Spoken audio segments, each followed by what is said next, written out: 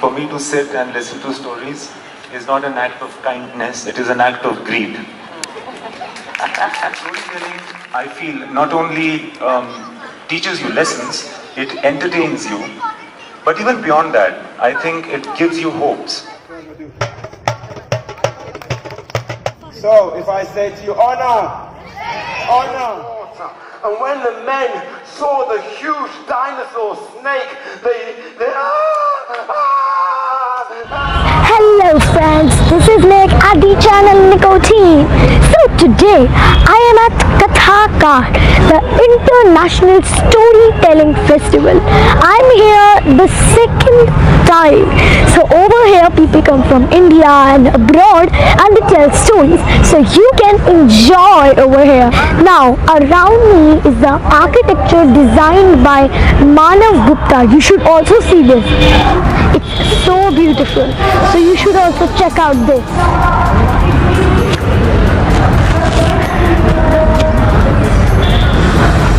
Now let's go and enjoy.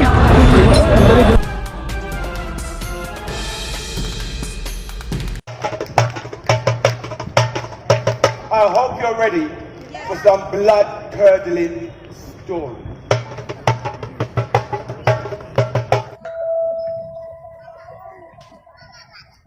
My story is from Guyana. My story is about an old woman. The old woman, her name is Becky Winter. What's her name? Becky Winter. Becky Winter is an old woman. The woman is more than 100 years of age.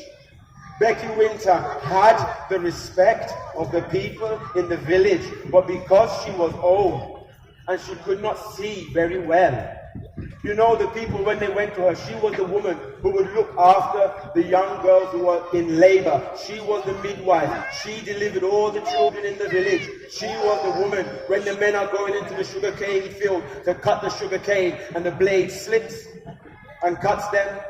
She is the one who goes to get the crocodile leaf, a big leaf, and she binds the wound. She is the one who goes down by the river. She collects the mud. She makes a poultice. She cures those in the village. But now she is old. And the people, when they go to her for her services, they do not bring for her in kind a chicken or maybe something to eat, some cheese, some bread, some food. No, they say instead, she's old. She's gonna die soon. Don't worry with her. After a while, they begin to tell their children, don't go by the house where the old woman is living. She is an olag. An olag in Guyana is like a vampire. She will take you. She will suck your blood. Don't go by the old woman's house. So just like children, picking up on what they have heard. When they come from school, they pass the old lady's house and they say, Becky Winter, oh like, Betty Winker, oh like, Betty Winker, oh like. She sits there in her house, rocking on her rocking chair. After a while, the children become brave. One of them picks up a stone, throws the stone through the window, breaking the glass. The stone hits her upon the temple. She is old, her skin is thin. It breaks the skin, the blood, it trickles down to the corner of her mouth. She licks the blood and says, I do them nothing. I only heal them with what I know from nature. Why they must treat me like this and call me olag? They have no more respect for me. With all my wisdom that I give them in this village, this is how they teach the children to disrespect me. If they want an olag, then an olag they will have. That very same night, honor, she dresses all in black. She takes in her hand a calabash. She makes her way out of the village and into the sugarcane field. She puts down the calabash. She takes off all the clothes from her body and she stands there naked.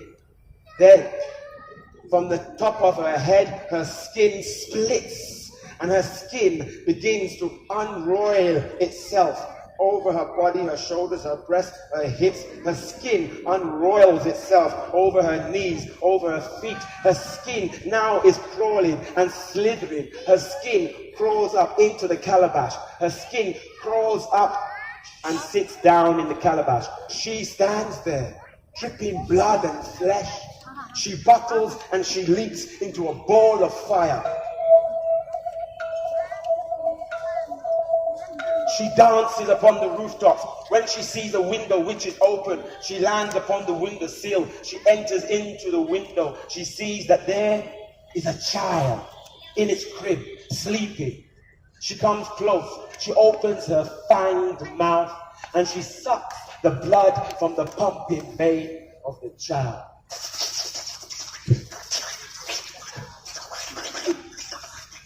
Gorged with blood now, she stands upon the windowsill. She buckles and she leaps into a ball of fire and she dances again on top of the rooftops. She lands upon another windowsill. She enters into the bedroom. She sees there's two little ones there fast asleep as before. She goes by the crib. She opens her fanged mouth and she presses it against the thumping, pumping vein. Then she buckles and she leaps in a ball of fire. She dances around the rooftops. She lands back in the sugarcane field and she calls her skin. Skin, skin, skin from the calabash. Skin, skin, skin from the calabash. Come unto me, for you are mine. Come unto me, for you are mine. She sees the skin uncoil itself from the calabash. The skin comes to where she stands. The skin knits upon her toes. The skin begins to cover her body from her legs to her hips, to her belly, to her shoulders, to her head. She dresses herself and she picks up her calabash and she makes her way back to her cabin. She sits down in her cabin on her rocking chair and she says, "They call me old-eyed.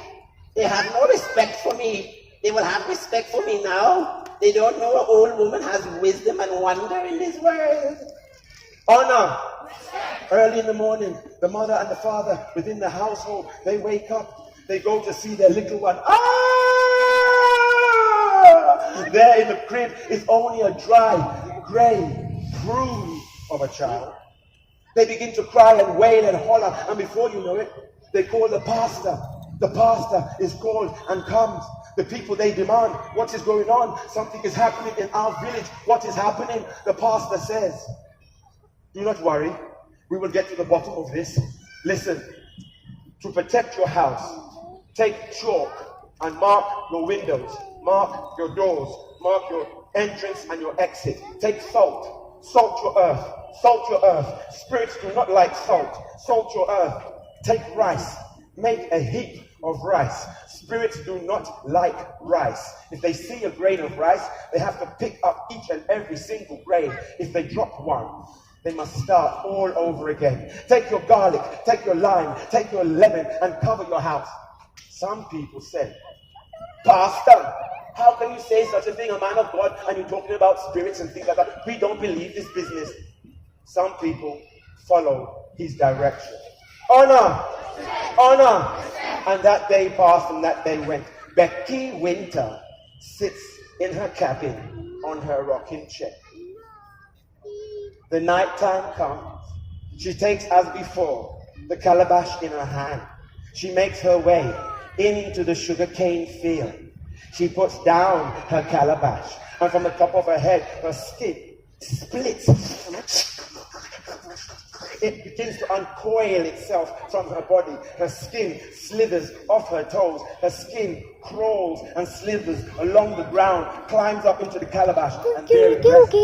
Becky Winter stands there, dripping blood and flesh. She buckles and she leaps into a ball of fire. She dances upon the rooftop. She goes to a place. She sees that there is garlic. She smells the garlic. She cannot go there. She goes to a place. She can see the lime and the lemon. She cannot go there. She goes to a place. There is salt. Salt will burn her. She cannot land there. No matter where she goes, she sees a grain of rice heaped up.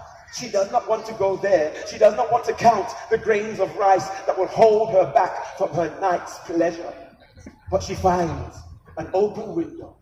She lands on the windowsill. She sees the little one sleeping. She opens her fanned mouth and sucks.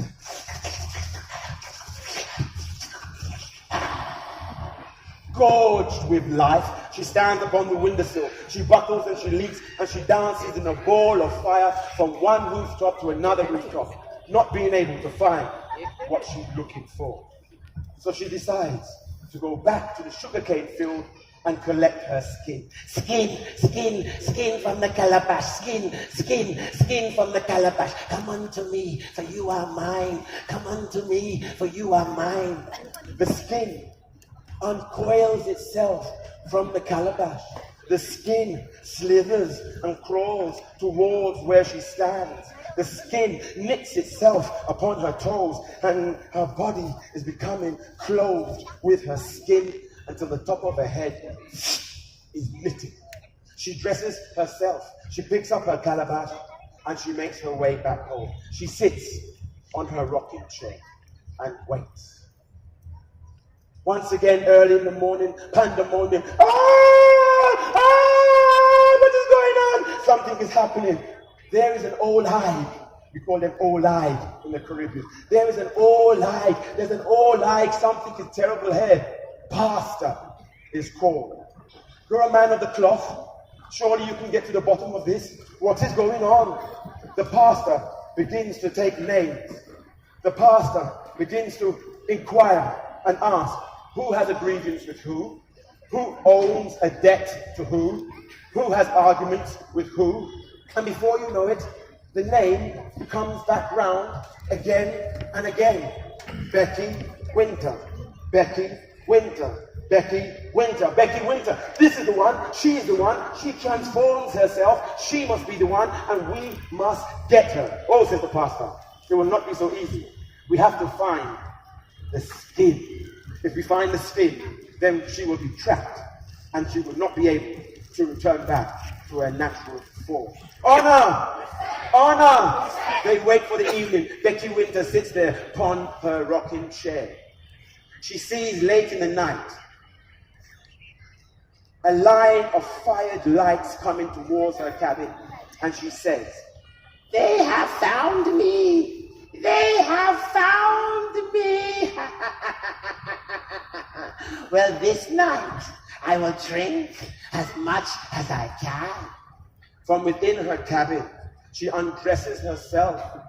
From the top of her head, her skin splits and begins to uncoil itself off her body, off her toes, and crawls up into the calabash. She buckles and she leaps into a ball of fire. She makes an exit through her own roof, and she dances upon each and every rooftop. As before, she cannot go there, she cannot go there, she cannot go there, she cannot go there, she cannot go anywhere. They have reached the house of Becky Winter. They enter into the house. They look in each and every corner. They see the calabash.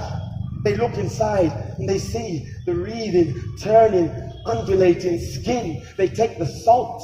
They take the pepper and they pour the salt and pepper in the calabash. The skin wriggles and moves and moves and wriggles, and they wait behind a partition. Becky Winter has danced all night and found nothing to drink. Now she enters through the exit which she made. She lands. There she is, only dripping flesh and blood. She calls for her skin. Skin, skin, skin from the calabash. Skin, skin, skin from the calabash. Come unto me, for you are mine. Come unto me, for you are mine. The skin, as before, uncoils itself from within the calabash. It comes to where she is. The skin knits itself upon her toes. The skin begins to cover her legs, begins to cover her hips, She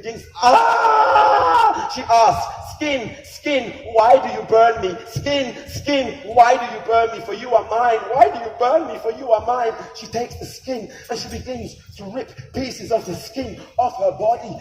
They, who are hiding, come with their baton. And they begin to pummel her, and they begin to beat her, and they begin to beat her, and they begin to pummel her. And before you know it, the mess is a mess.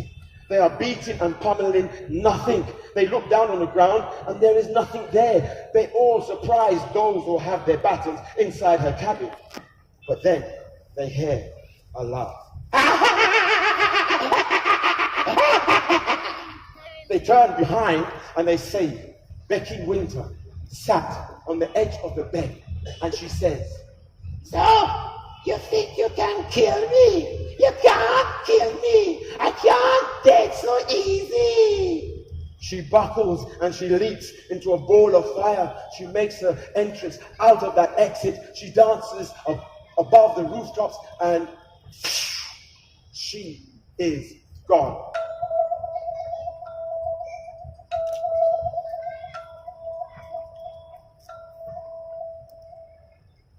It so happens that when you're small in Guyana, like anywhere in the world, you know, they don't have the pollution sometimes of lights and everything is dark. And as you sit there listening to stories and songs and music and you see a shooting star going from one place to another place, you ask, what be that fiery body moving across the heavens? And those who may know, they will say, some people call it a comet. Some people call it a shooting star. And now in our modern days, some people call it a modern satellite. But we have a story of an old woman. Her name was Becky Winter. Come, let me tell you the story. There was an old woman named Becky Winter. She was so old, maybe more than 100 and something years. Nobody had respect. They never gave her.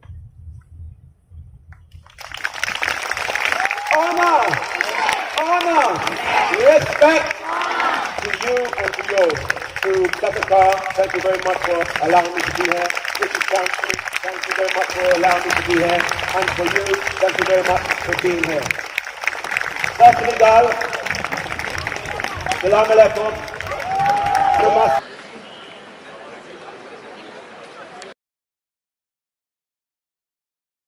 Imtiaz, hi. I know there are lots of questions for you after this, so we will probably just take a couple of questions here. You are a storyteller in a very different way. How do you think it's still similar, what these people are doing? Because I know you were very kind to sit through a lot of these sessions and you were enjoying yourself as well. It's not kindness at all. For me to sit and listen to stories is not an act of kindness, it is an act of greed.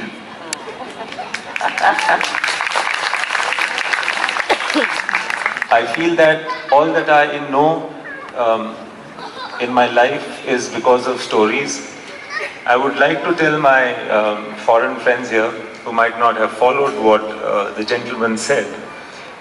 He pointed out a very important thing about our culture, and it is that most of our stories, which have even become religion, which are at any rate the highest philosophy that our nation or our people have come up with, have always been told as stories to somebody, from somebody.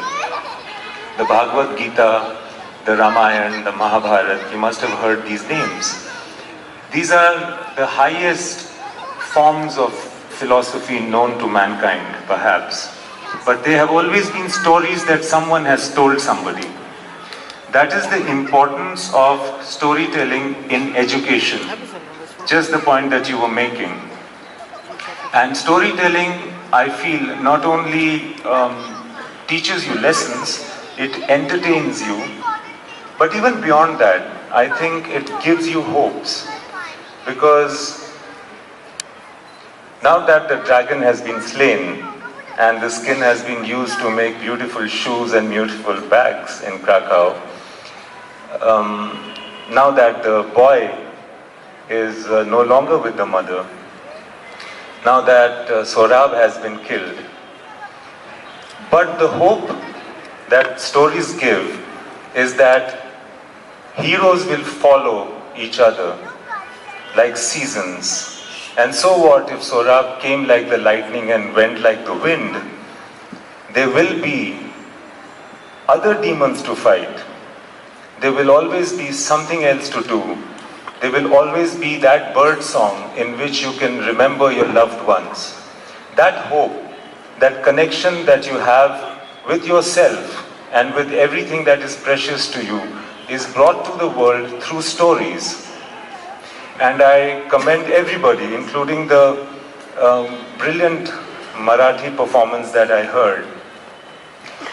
I think the legacy that we need to pass to our children are stories and the art of storytelling. And I feel thrilled that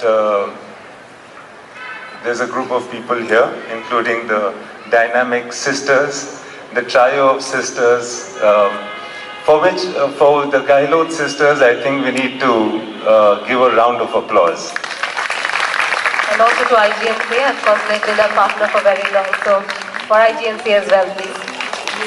So it's just very great, very charming for me to be here, and thanks a lot. Lovely. Dear friends, please click the subscribe button and press the bell icon to get